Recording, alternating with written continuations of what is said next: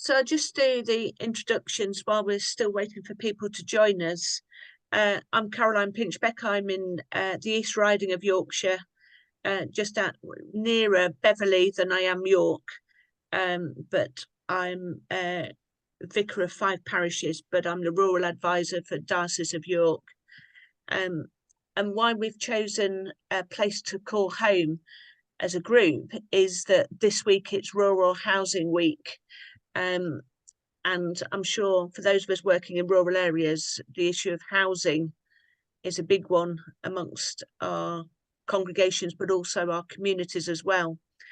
We'll explain more at the end, but this is a 2-part series. So today we're looking at housing, and then in the spring next year, we're looking at homelessness and how it appears in rural areas as well. We're delighted to welcome Amanda from North Yorkshire Council, Jess, who works for Broadacres as their development manager, and then Beki Winter from Housing Justice, which she'll be able to give us an ecumenical overview and what we can do as well. It's really helpful if you're muted, so that if the telephone rings or something like that, we don't all hear it, but also it doesn't come over while the speakers are speaking. And just say that the recordings are available afterwards, which will be sent out to you as you've subscribed to it. But I think we do need to keep in mind the communities that we work in and those people that we know longing for a home. So Sarah's going to open with a prayer. Thanks, Caroline. It's good to see everybody. And good to be with you all this evening. Let's pray together. Lord, as we sit in our own homes, in our own places, scattered around, we thank you that we can gather together via the powers of Zoom. And we thank you for the words we're going to hear tonight, the challenges that are going to come before us. And we ask that you would help us to listen to each other and to what's said, and be really challenged to action. Amen.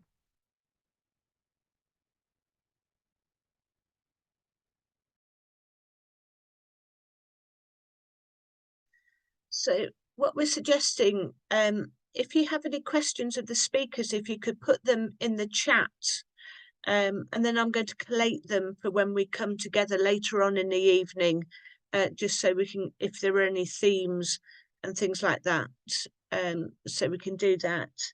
And what we really value is our experience from where we are and the knowledge. And that's one of the themes about why we run these webinars for everybody, is bringing that experience and knowledge, but also being able to share those experiences. And we'll explain more about the breakout groups later on. There'll be a break of about 5 minutes, just so that we can maneuver ourselves, and then we will all come back together. So I'm really delighted to welcome Angela, who's going to speak to us first, who works for North Yorkshire Council. And she's going to begin by sharing us about her experiences and her work in North Yorkshire. Thank you, Angela. Hi there. Yes, so I'm Angela Walmsley. I'm the Senior Housing Enabler for North Yorkshire Council. Essentially, I'm going to run through a few quick statistics to set the context for affordable housing in North Yorkshire. And then we'll look at what affordable housing is by definition, and then why it's needed, and how we as the rural housing enablers can help deliver that housing across rural North Yorkshire. Okay, so if we can go to the next slide. Oh, perfect. Okay. So if we look at median house prices then, Across England, we're looking at 275,000, but across North Yorkshire on its own, we're looking at £250,000 for a median house price back in 2022.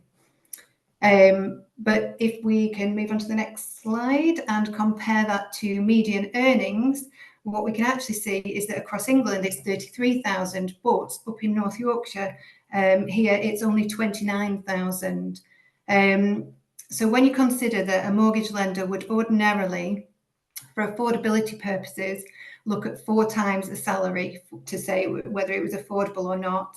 And then if we go on to the next slide, so the median affordability ratios. So 4 times your average salary to for affordability purposes. But as you can see from these figures, particularly say in the Harrogate area or the former Rydale area, you're actually looking at significantly higher than that in terms of affordability.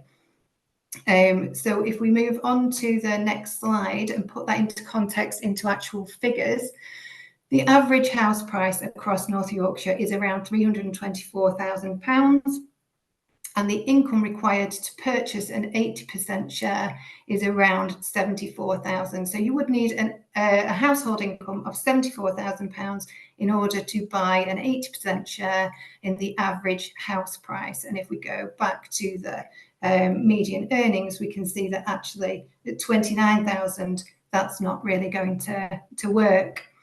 Perfect. If we go, perfect. Thank you. If you could just go back to the previous slide. Thank you.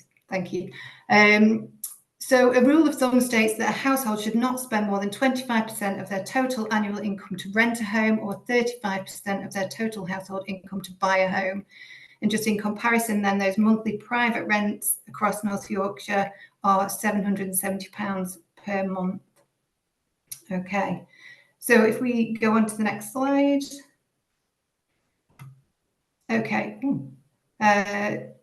so I have what is affordable housing? Okay, so we've got the definition of affordable housing. The National Planning Policy Framework states that housing for sale or rent for those whose needs are not met by the market and which complies with one or more of the following definitions, and they are affordable housing for rent, where the landlord is a registered provider, a starter home as defined by the Housing and Planning Act 2016, discounted market sale housing, which is at least 20% below open market value and linked to local house prices and incomes, or other routes which are primarily rent to buy or shared ownership. So that's the definition of affordable housing. Okay, so why do we need affordable housing?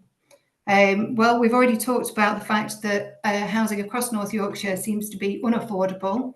And living in rural North Yorkshire is an aspiration for many, but the reality often falls short due to the lack of affordable homes. This has many far-reaching implications. It impacts local businesses, making it difficult for them to recruit and retain employees. It results in a lack of local services for the remaining residents. So these could be libraries, doctors, shops, pubs. An important one, it may result in the local school closing due to lack of housing for young families, and we see that quite often at the moment around North Yorkshire. Children who grew up in villages may need to move away, leaving support networks and friends and family. They may leave to go to university, but then they can't afford to return.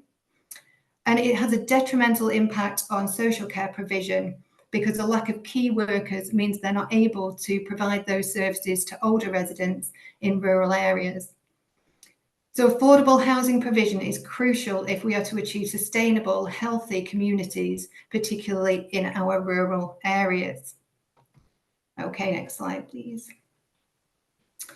So how do we help achieve the affordable housing and get that delivered? Well, we're part of the North and East Yorkshire Rural Housing Enabler Partnership, and there are the equivalent to 3 full-time members of staff working as rural housing enablers across North Yorkshire and North and East Yorkshire. They're employed by North Yorkshire Council and have supported local communities, landowners and parish councils for the past 20 years to develop affordable housing, which crucially meets the identified needs of the local communities. The RHEs work in partnership with over 20 registered providers who bring their expertise and access to government funding schemes. And the RHEs provide a free and impartial advice service throughout North Yorkshire, predominantly working on rural exception sites, which I will touch on shortly. So what can we do? Well, we can provide you with advice, and depending on circumstances, we can pursue any or a number of the following options. We liaise with the local parish or town council to gain support to undertake a survey which establishes the housing needs of the community and informs what type, size and number of homes are required for that specific community. We help to explore options so that you can find a solution that suits your community. We can arrange a village walkabout to identify suitable locations for a rural exception site and contact the landowner to discuss the availability. Because we're employed by the council, we have access to the council's planning and policy teams, so we can get initial suitability advice about possible development sites. And we bring together all the parties and act as an honest broker to find a solution. And then the next one's really important because we facilitate community consultation and engagement. So this is done alongside the community. We ensure that the community is informed of the processes being followed and understand the jargon that's often used in housing development. We work with those looking for a home to ensure that they're registered on North Yorkshire Home Choice, which is our choice-based letting system. So whenever a registered provider has a home that's become available, it's advertised through our choice-based letting system, and then anybody on the list can then bid for that property. And whilst we're going through the process of consultation, we encourage people, if they're in need, to sign up to the choice-based letting system so that as soon as the property becomes available, they will be notified. And finally, we celebrate with the community when any homes are completed and occupied. Okay, so the next slide, rural exception sites, what are they and why? So a rural exception site is used specifically for affordable housing in perpetuity, where sites would not normally be used for housing.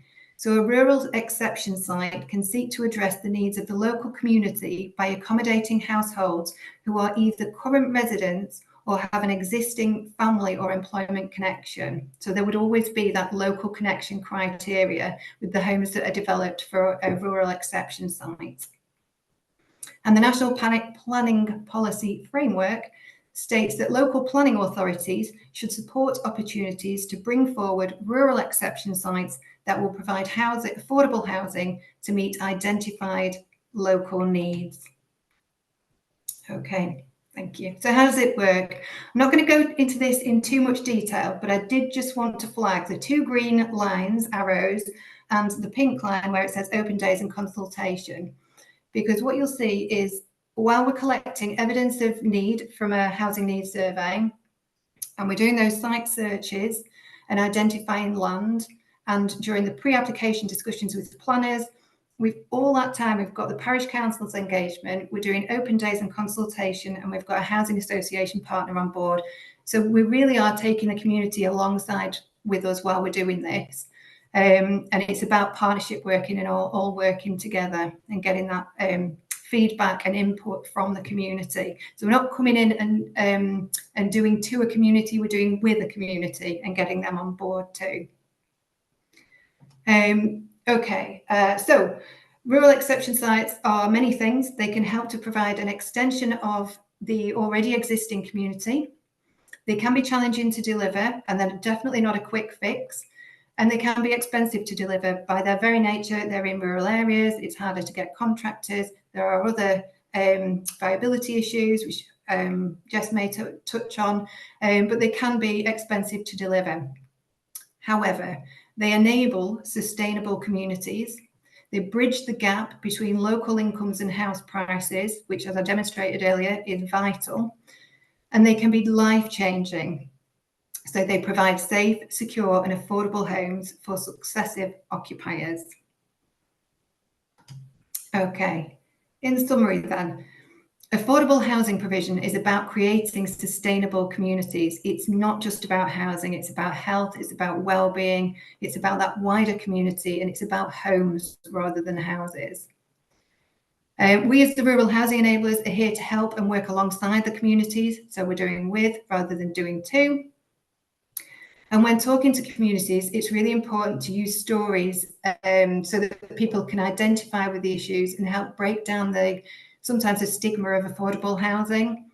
And there is a really good document called How to Talk About Homes by the Joseph Rowntree Foundation, which I can send a link on with after this. But it's just about talking to communities. And very often you can talk about housing, but actually, if you talk to people within the communities, very often they can identify with situations rather than housing, if you will. So just talking about neighbours or family that can't receive the care that they need because they're living in rural areas and there's no key workers, family who have got younger kids who have just left to go to university and you know that they're not going to be able to come back. So it's really about talking about those wider issues. And finally, there's some excellent registered providers who can work in partnership with communities to provide these good quality, safe and affordable homes across North Yorkshire. And we've got Jess with us from Broadacres tonight, who's going to tell you more about those. And there's my email address there at the bottom, which I'll send on the presentation as well. So if anybody wants to contact me, there's the email address there. Thank you, Angela. That was really good in giving us a really good grounding in all the different terms and acronyms as well. So I think that's given us a real feel for that. So building on what Angela said to us, Jess is now going to present to us, and she's from Broadacres, but she'll tell us more about her work in a moment. Hi everyone, so my name's Jess and I am one of the development managers at Broadacres Housing Association. So if we go to the first slide, so for those of you who are not aware who Broadacres Housing Association are, so we're a housing association that covers North Yorkshire, the national parks, the Dales and even out to the South Lakes. So we're an exempt charity with the regulator of social housing, and we're an investment partner with Homes England. So we currently own and manage around 6,700 homes, 700 of which we built over the last 5 years, and over the next 5 years, we have a programme to deliver a further 1,000 homes. And every year we're investing over £2 million in improving the energy performance of our homes. And we're proud supporters of the North Yorkshire Rural Housing Enablers, such as Angela and her team, and we're here to stay. Next slide, please. So who we are not. So we are not a commercial developer. And although we do act and we think commercially to deliver effective services, and we're not absentee landlords, and we invest in our homes and our communities. And we're certainly not a landlord of last resort. So we provide a range of products to meet a range of housing requirements. And we're not providers of cheap and shoddy homes. We deliver quality new homes and we invest in our stock. So I'm going to talk a little bit about the challenges around housing associations delivering in the rural areas. So the UK rural housing crisis, it's forcing young families out of their communities and it's threatening the fabric of rural life. So these people are our teachers, our doctors, our agricultural workers, our key workers, all of which are really, really vital to the communities. So currently there are over 10,300 people on the waiting list across North Yorkshire and York, and 84% of young people who live in rural areas say affordable housing or the lack of affordable housing is a key factor in this. So there's cost increases such as materials and labour. They've gone up by almost 80% from those that we were appraising 3 years ago. So to put that into context for you, we used to average a build cost of £1,600, and now we're roughly in the region of £2,300, but that's even higher in the more rural complex areas. So rural projects can be inherently more expensive. They tend to be of a smaller scale and more remote, which results in increased transportation costs. We find that there's limited tender applications from contractors, as many are not actually willing to look at the smaller scale developments. Then we move on to planning. So there is a lot of land in the countryside, but the national and the local planning policy restrictions, they can often limit opportunities to deliver affordable housing within rural communities. Land that does get released is highly sought after and therefore of a high value. And the planning process often takes a lot longer due to stretched and under-resourced planning departments. And rural projects, they are a smaller scale, so they do not benefit from the economies of scale typically in larger developments. So this means that once planning is completed, skilled labour and material costs are often a lot higher. That then takes us to funding. So we are fortunate to have a comprehensive loan facility, but we do rely on Homes England grant to plug the gap between the costs and returns to make our projects sustainable. And many rural housing providers like Broadacres are not of a scale to be a strategic partner with Homes England.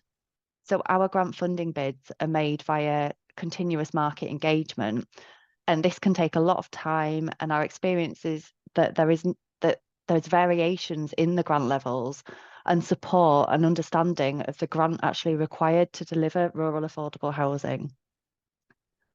Next slide, please. So community, so to touch on communities a bit like Angela did earlier. So rural housing is best done with a community and not done to a community. So here at Broadacres, we have a really, really proud history of community engagement, and some of our best projects have been advanced in partnership with local people. But sometimes the communities that we hope to support can also be a bit of a barrier to delivery. So the house building industry, it's suffered from a really negative reputation.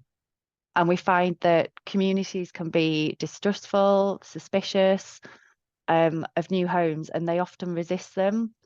And also many fail to differentiate between RPs such as ourselves and the large volume house builders. And they become, like I've said, suspicious of motivation and objectives. So we're seeing rural communities changing, and there's an increasing number of retirees, there's second homeowners, short-term holiday lets, and people relocating to the Yorkshire Dales and Moors. So in this arena, we see a risk that local voices are actually drowned out in engagement exercises as the village demographics change. And a rural housing need is often actually hidden. And many people, they don't always understand that somebody could actually be living in really inadequate accommodation, but they're still in need of affordable housing, even if they're not visibly homeless. So people also fear attracting incomers, but the reality actually is that these new people are needed to sustain local community and the economy. So they're needed to support your local shop, to keep that open, your local pubs, your primary schools, the care homes. And gaining support of the communities is really important to Broadacres. It helps us to gain access to local networks, insights, site findings. We're more than happy to attend local parish council meetings alongside the rural housing enablers. It's about raising awareness, and it's potentially unlocking some of the much needed land to facilitate this. So when you think of affordable homes, what kind of image comes to mind? Because affordable housing can often carry unwanted and warranted, social stigma, and it can have a long-term negative impact on a community and those that live there. Next slide, please. So did you picture this? So here are some of our affordable housing schemes provided in rural areas. And I find myself very proud sometimes when I'm out and about on a weekend and I'll be with a friend and I'll say, oh, that's a Broadacre scheme. And they'll say, that's not affordable housing. And it's actually, it is. So we've got 3 schemes here. So above you will see we have West Witton to the left, which is a mixed tenure scheme. It provided affordable and open market. In the middle, we've got a scheme in Burniston in which we work really closely with the Matthew Robinson Trust, to refurbish a former schoolmaster's house, and we provided a development and management service for this scheme. And then on the right, we have a wholly affordable scheme in Osmotherley, which looks absolutely fantastic, and you would not think it was affordable housing at all. And we provided 12 affordable homes there. So the message is really we need to work together. We need to take steps to improve the understanding and the actual perception of affordable housing. And I think by working together in a focused effort, we can bring about a really positive change and positive feeling about affordable housing once again. So here are another 2 schemes that we've had, and we worked really, really closely over a number of years. I started at Broadacres about 12 years ago, and one of these schemes was in the pipeline then, and it completed in 2020 during lockdown. So we have a scheme at the top there at Hulme, which delivered 16 affordable homes, and a scheme below, 12 affordable homes in Hulme. And finally, here we have another scheme, which is nearing completion. We started to take handovers actually over the last couple of days, and this is in Sedbergh. So we worked really closely in partnership with South Lakes and the North Yorkshire National Parks. And we've provided a mixed tenure scheme of 49 homes. So this is from rental to shared ownership and to open market. And sometimes that open market is needed to cross-subsidise a scheme. So for example, the landowner here, we've provided some properties to him, which is also he then benefits from that land sale. So these are all just a few of the schemes that we've delivered, and we're still working really closely with the North Yorkshire Moors, the national parks, the rural housing enablers to provide more affordable housing.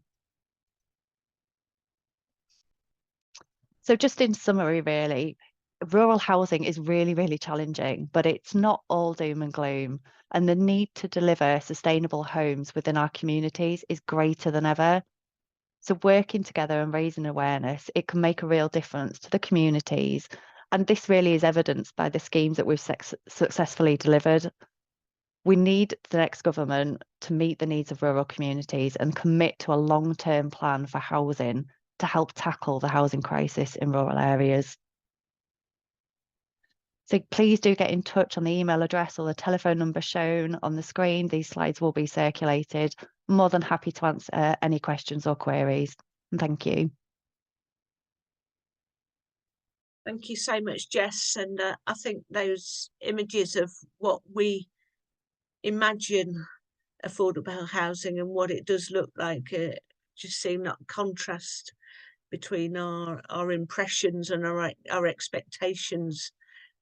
Was really good to be able to demonstrate that. We've got some really good questions coming through, so please do keep asking them. I'm going to introduce Beki, who works for Housing Justice. She'll be able to explain more about what she actually does, but I'm really grateful that Beki's made time for us this evening. So Beki, over to you. Thanks, Caroline. So I'm Beki Winter, and I work in the Faith in Affordable Housing project at Housing Justice, and I will just share my screen.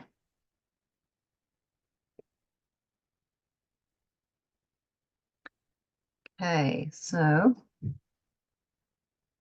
this is the project aims for what we set when we initially set off just over 2 years ago. This was the point of the project. It was to develop a caseload of affordable housing that will be moving forward to planning and development, and it was to support systemic change within the church structures to facilitate more affordable house building. So over time, I've created my own name, and I'm now called a church housing enabler. And essentially, I work locally, regionally, and nationally with all churches, all denominations, and all across England. I live in Kendal in Cumbria, so I try and work more in the north, and I've got better understanding of the things in the northwest. At some point, I hope to work alongside other church housing enablers who will have geographic range all across the country. But for now, it's just me. The project came off the back of the Coming Home report. So Housing Justice were involved with the Archbishop's Commission on Housing, Church and Community. And some of you may know the report Coming Home that came out of that. And that report concluded that we need to build better communities and homes, not just houses. And the homes we build should be sustainable, safe, stable, sociable, and satisfying. So those are the 5 values that in any church development that we're looking at, we expect partners to adhere to those values. Following Coming Home, there was a motion passed to General Synod in the Church of England, which stated that the housing crisis harms all society, and responding to housing need is an integral part of the mission and ministry of the Church of England, particularly insofar as it affects the poorest and most marginalised. And that's quite important, having that motion passed, because it just means that from the top within the Church of England, there is an understanding that it is part of mission and ministry. So when we get down to the nitty-gritty of individual churches and their land or diocese land, it's seen as mission and ministry. So it's, in terms of charity commission law, there's a precedent for that, but I'll come on to that in a minute. So the Coming Home report was the main result of the commission, but since then there's been more work, and I'm part of the executive team that came out of that. They've set aside 4.25 million for Archbishop's Council to work on the next steps. At the moment, I'm being funded for that, and we hope to have a pot of grant funding and more church housing enablers coming next. There's a national housing strategy campaign, so trying to bring the different political parties together to come to agree on a strategy around housing, affordable housing, which was called Homes for All. There's a church housing association that is in the process of being registered at the moment, that is growing from the Gloucester diocese. It's under the Gloucester diocese, and it's collaborating with Birmingham diocese and others in that area, and it will grow from that Midlands area.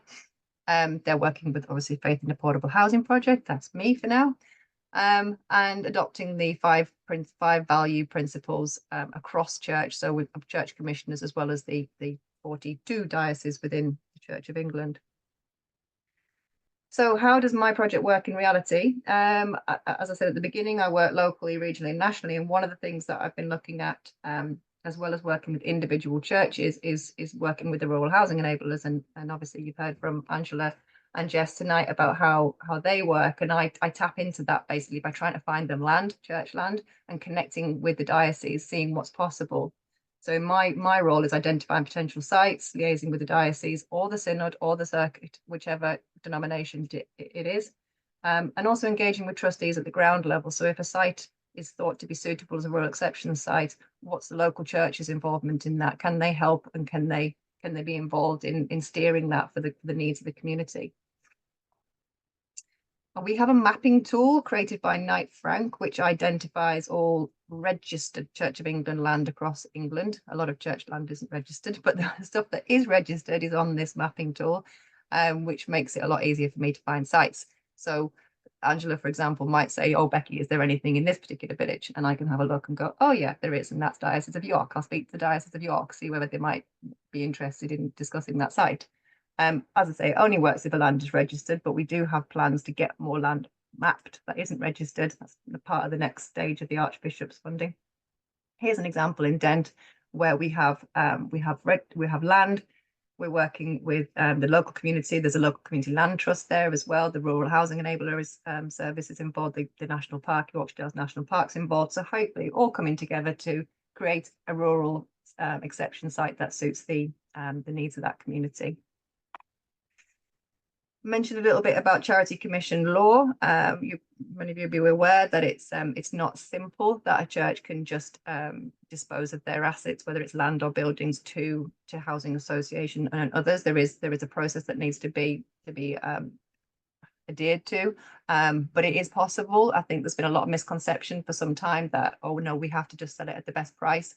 So when we started on this path a couple of years ago, we were getting pushback, people going, oh no, we have to market it, we have to get best price. And there is a way of doing this. There was a way of safeguarding church assets for affordable housing in perpetuity. So we created a guide, we call it the Wrigley's Guide, and it's a legal guide in simple terms that everyone can understand, which shows you how church assets can be disposed of for affordable housing. It's done with the PCCs in mind, so it is with the Church of England intention as in the audience, but it works for others as well. And we are working with the Methodist Church around model trust policy with TMCP, working with the United Reformed Church in the Northwest to find a model that suits them, and trying to create a legal guide that is bespoke for them as well. So we will at some point, and hopefully work with JPIT to do one that fits URC, Beth Baptist and Methodist. So it's about creating something that works for everyone, but the basic principles of disposal are the same for all the churches. And I'm just going to show you some examples of some that have done it. They're not all rural, I'm afraid. They're all examples that I'm working at the moment. They're just fields, and I don't want to show you pictures of fields. But this is a lovely example in Preston, where the church there, the Anglican church there, had quite a bit of land, and they had a chapel that was built in the 60s or 70s, and it was no good. It was costing them a fortune to maintain, so it had to go. And so you can see the new chapel and community centre in the back there, and these affordable homes built by Revd Housing Association for local people. And this is often what I hear from churches, is they've got a building that needs maintenance, it needs restoration, or they've got a spare hall that's just costing them money. So sometimes it can be very much a win-win, benefits the church and it benefits the local people. Lovely example there of a Methodist church in Keswick, where the church had a hall that they didn't need. Again, it was costing them money, and they needed some restoration to their church. So 4 affordable homes, beautiful EPC rated homes here, have been built for local people by the Community Land Trust, which was also a registered provider. This was the first one, and it's actually the only one to have gone through TMCP, the Methodist Church, as an undervalue, but there's another one going through in Cornwall at the moment, so there is a precedent being set, so hopefully it will open the door for a few more to go through. And there's just some pictures of the development there. Keswick did another one with the Anglicans over at St John's. 11 3-bed homes were developed there on land that was initially the church's as a graveyard extension, but it couldn't be a graveyard because of to do with the water table. So it was sold to them at a rate that would mean an amount that meant that the Community Land Trust was able to build those homes. And this is an example of a Methodist church in Ambleside, which was sold to Home Group Housing Association for around about $500,000, because the Methodist church, the building was far too big for what they needed. So they entered a partnership with the local Anglican church, and together they built the new Ambleside Parish Centre. So the Methodists now worship out of there, and it's a fantastic resource for the local community, purpose built, beautiful build. And there's I think there's about 14 homes for local people at social rent in Ambleside for that became of Wesley Court. And I've just put that example in there because that's an alternative a way of using your church. And I'm not going to sit and say that's the wrong thing to do. That's a church that's maintained in all its beauty.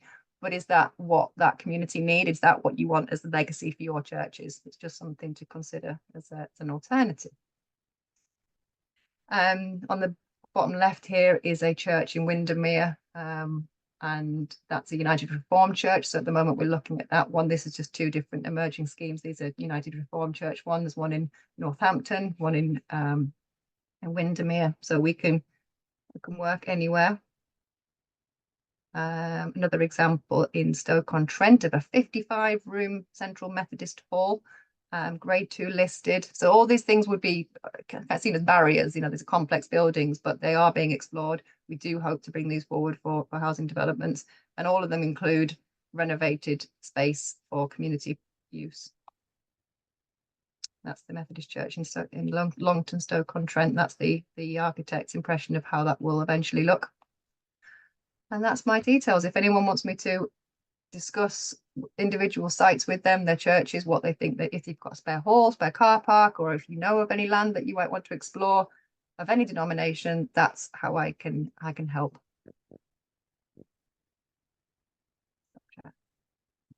That's great, Beki. Thank you. One question that's pertinent to your presentation. Somebody's asked how they is it possible for anybody to access the Wrigley guide? Or is that it's available on the website. If you go to Housing Justice, if you just put Housing Justice Wrigley's, it will come up. It's accessible on there. It's free.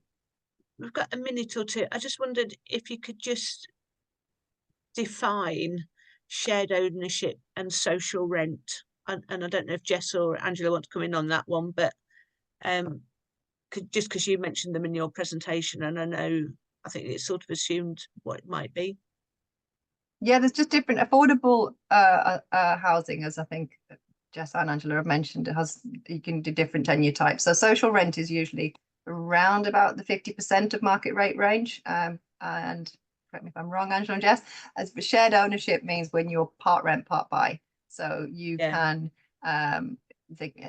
you could end up with 50%, say, ownership of your home, and the other 50% is rented. And then you get the option as well to staircase, so you can keep buying bits of your home until you get to that 100%. So it does lead to home ownership.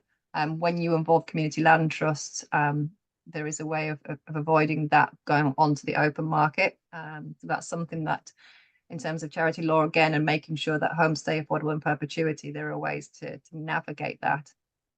Yeah, that's brilliant. Thank you. And thanks again for it was just really inspiring to see those schemes with the churches and different ways that they can be used. So what we're going to do is break into breakout groups. But welcome back. I hope you had a really good conversation. We're going to begin with some of the questions that people have already put in the chat. And then if there's any questions that have come up out of your groups, if you'd put those in the chat, we'll make sure that they're answered. But first, we're going to begin with how we might work as an ecumenical approach, which Beki's going to just answer that question for us in terms of housing. Yeah, so in my presentation, I gave the example of the Wesley Court in Ambleside, and that's a really good example of how ecumenically, the Methodist Church and the Church of England work together to make something work for both themselves and the community. And that's what I do suggest to churches when I work with them is, what are the other denominations doing in your local area? If you've got a church, for example, that's looking at a renovation of a hall or a car park or the entire site, could they work with their partners in terms of, even if it's just temporary use of their building while they undergo their own renovation, or actually could the URC or the Baptist or the Methodist be in a similar situation, and could you come together so that you're supporting each other financially? Because often the costs of the church renovation can exceed what you might get as a capital receipt, they call it, the value of the land that you're exchanging. It might not cover the cost of the full renovation. So just finding out what others are doing in the area and seeing if there's anything you can do collaboratively. I always encourage that. A very long time, Helen.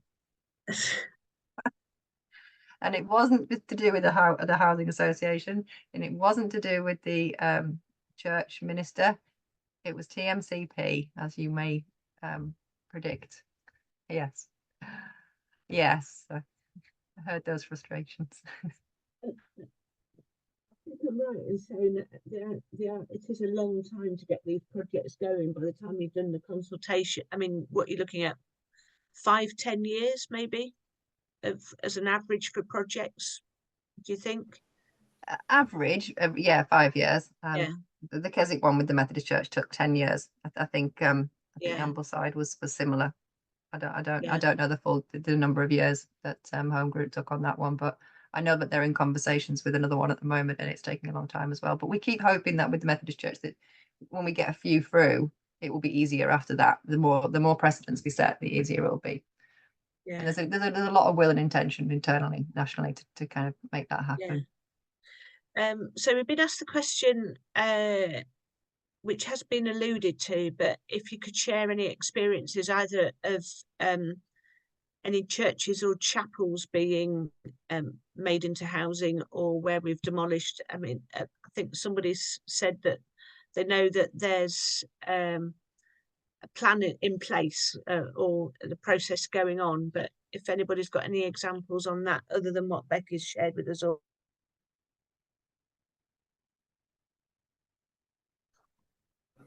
No, so at present we haven't got anything that's on site, but we are in discussions at the moment with, myself and Beki are going to sit down and have a look at a number of sites over North Yorkshire.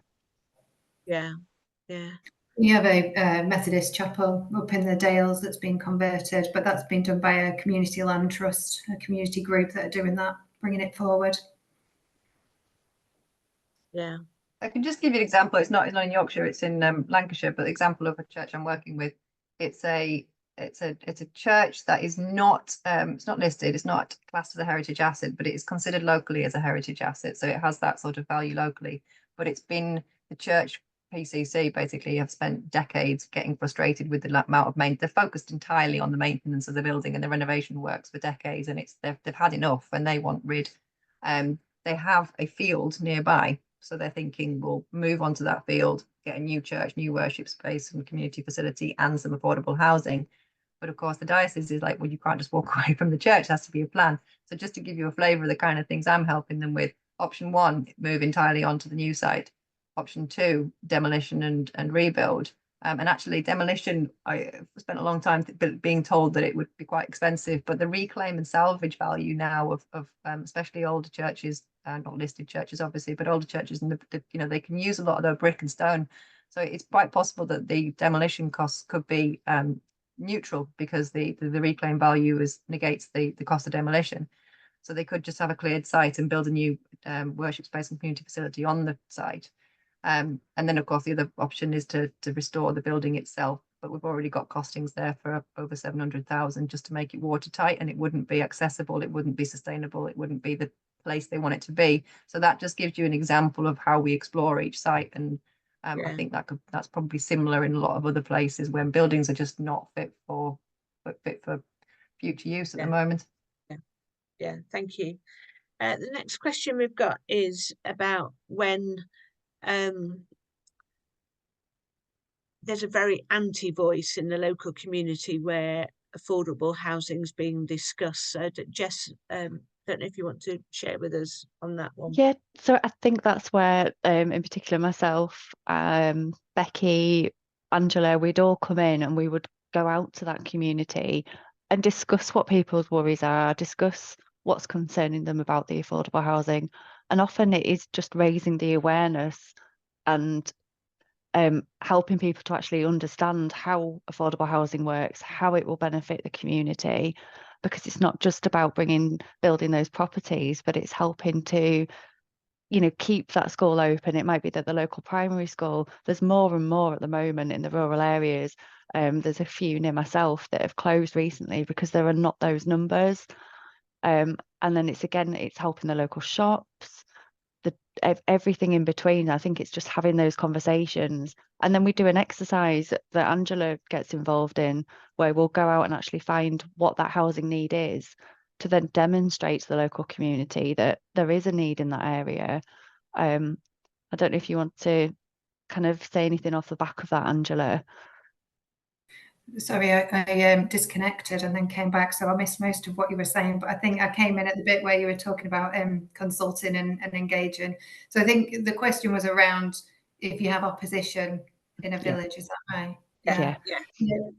Yeah. So I'm guessing, Jess, you've covered everything, but it will be about us going in and I think the important thing is to go in at a really early stage to start having those conversations, but also make sure perhaps through yourselves and through everybody, we've all got a part to play in talking about homes and housing consistently and constantly, so it is not a shock to communities when somebody needs to develop housing in their area. They already understand the implications of not having housing, and they understand why it's needed in their village or town, kind of thing. So it's about that constant conversation that we need to be having around housing, health and well-being and sustainable communities, really. And then, like you say, Jess, going in and doing a housing needs survey so that it's easier to talk to people and say, I appreciate that you might not particularly want this, but look, we've got a demonstrable need. There are people saying they need homes, and very often, if there is that atmosphere and objection, it would be very difficult if you were a member of that community to stand up in a village hall and say, well, actually, I'm in housing need. And some people do, but the housing need survey is anonymised, it's delivered to individual households. So people are often more willing to sort of express their need, kind of thing. So it is a really useful tool in garnering that support from communities. Yeah. And then the question's been posed by a couple of people about the wider access to services, so you know, transport, healthcare, and things like that. And I think Beki, sorry, not Beki, Jess, you sort of touched on it in terms of about community life. And the question has been asked: is anything done to sort of survey that when you're doing the housing needs survey, or what consideration is there for that? Yeah, so part of the planning process will support a documentation which will state about the local community, the transportation links, the schools, the facilities in the area, and that will be taken into consideration. But it's a catch-22 situation, because you might not have those services, but you're not going to get those services unless you increase the amount of housing in the area and the amount of people within that area. So it's quite a tricky one, but it is taken into consideration as part of the whole process. Yeah. Angela, I don't know if you've got anything to add on to that.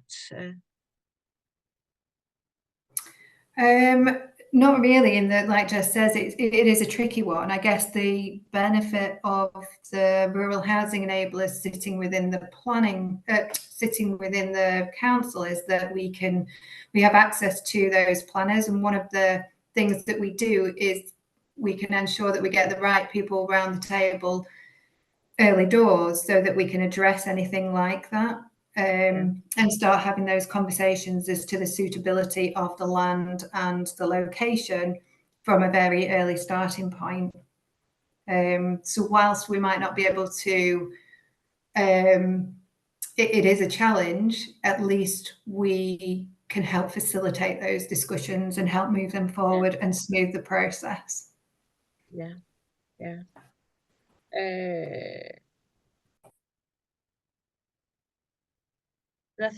That's all the general questions I've got. I don't know if there's any sort of, if you have any final thoughts that you would like to share with us, or that we could help you in your work as people in the community, or not. I think for me, it would just be about, let's not stop talking about homes and housing. You know, let's just keep talking about it, because it affects everybody. So the more positive conversations we can have about it, the better, and breaking down that stigma of affordable housing, you know, and making those connections and identifying with people that we know need those homes. So that would be, I guess, my takeaway really, would just to keep talking about it. Yeah, to echo really what Angela said, and it's about working together and having those conversations to kind of provide the affordable homes that are needed within the rural areas. Yeah. And Beki, how might we help you in yours? Just to let me know if there's any available sites and church opportunities, really, and to spread the word. And I'm happy to come and speak in any kind of environment, like churches together, or I know I've spoken at the Methodist Church Conference, I've spoken at the United Reformed Church Buildings Forum. You know, I'm happy to kind of get the message out there, because I think it is just trying to say to people that you can do something. It doesn't necessarily, you know, you don't have to just see the end of a church, the closure of a church, and it just gets stuck on the market like everything else. You know, we can do something differently, and don't sit there with a hall that's costing you money, and you know, the rain's dripping through it, and actually it could be something better. If just spread that word, really, and reach out to us. Yeah, that's excellent. So Angela and Jess and Beki, thank you so much for bringing your expertise and your knowledge. And I know everybody's had a really good conversation. We've all learned something, but also knowing what you've got. I think Viv's just raised her hand. hand. Yeah. Do you want to Sorry, say? I do. I just I didn't want to interrupt, so I'll just put my hand up. You can do. So I'm from Homeless Link. I'm one of the National Practice Development Project Managers. And so we are an England-wide, probably a membership body, but we also do practice development, research and that kind of thing. And I and Rory Reel from the English Rural Housing Association, we're beginning a community of practice. And obviously with our reach, we've got lots of kind of like outreach teams signed up, some people from local authorities, that kind of thing. The first one is on the 19th of July, and tonight has been so fantastically interesting and like a completely different kind of like insight for me. So I would really appreciate if I just paste the link to it's completely free. And we're doing 6 in a series, and the first 2 basically will be really like diving into what are the issues that are most important to people that work in the housing space in rural communities. And we'll have a speaker. So we've got Keith from the Ferry Project in Wisbech, he's the CEO of the Ferry Project, and he's worked in rural housing for a long time. And so he'll be speaking at the first one, and then we'll be doing the exploration. But if anybody would like to come and bring this whole kind of like perspective from the church community, it would be really much appreciated. Yeah. So So thank you. Catherine, who sort of keeps us all on track, is going to share that information that Viv's shared after, so it'll come out on the email afterwards. So don't panic if you've Brilliant. not seen it in the chat. That's always my worry. It's coming out afterwards, so all the details will be there. And as I said at the beginning, we're continuing this theme of homelessness. So our next webinar is on the 1st of October, where we're looking at food and pre-production and climate change. And then the second of our A Place to Call Home series, we're in conversation with Raina Wynne, who wrote The Salt Path, about her experience of homelessness in Cornwall. So she's going to be our main speaker, but actually look at homelessness. So not just about housing, but also homelessness as well. I'm going to take just some things that have sort of run through our evening together just before we close. But as our prayer, really, it's just thinking. Thankfully, we have a place to call home tonight, where we live. But just thinking of those people who long to be in a home in the community where they've grown up and where they call their home. And what we've heard tonight is about homes, not houses. We've also heard the importance of the local and how we hear that local voice in what we do. But also just thinking, particularly in this rural housing week, the inadequate housing that is so often in our rural communities, and people are suffering and dealing with whatever they've got. But also how might we as advocates remove that stigma about affordable housing. So we just pause a moment and just offer and reflect on those themes.